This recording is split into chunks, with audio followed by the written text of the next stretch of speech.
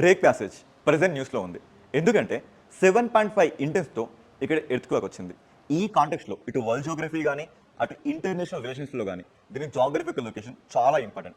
Once దీన్ని మనం experience అవుతే ఇది సౌత్ అమెరికా కాంటినెంట్కి ఎగ్జాక్ట్గా బిలో సైడ్, అంటార్కిటికా ఎగ్జాక్ట్గా ఎబో సైడ్, పసిఫిక్ ఓషన్కి సౌత్ ఈస్ట్లో, అట్లాంటిక్ ఓషన్కి సౌత్ వెస్ట్లో లొకేట్ అయింది. అండ్ ఇక్కడ క్లైమేటికల్ కండిషన్స్ని మనం అబ్జర్వ్ చేస్తే ఎక్స్ట్రీమ్ విండ్స్ని మనం ఇక్కడ ఎక్స్పీరియన్స్ అవ్వచ్చు. ఎందుకంటే ఇటు వెస్ట్ సైడ్ చూస్తున్న గాలులు కానీ ఇటు అంటార్కిటికా నుంచి చూస్తున్న కోల్డ్ కరెంట్స్ కానీ ఇక్కడ మనం చూస్తున్న కేప్ హార్న్ కానీ లేదా టియరో డెల్ ఫ్యూగో ప్రావిన్స్ నుంచి చూస్తున్న నార్త్ విండ్స్ కూడా ఈ ప్లేస్ని ఎక్స్ట్రీమ్గా ఎఫెక్ట్ చేయడం మనం చూడొచ్చు.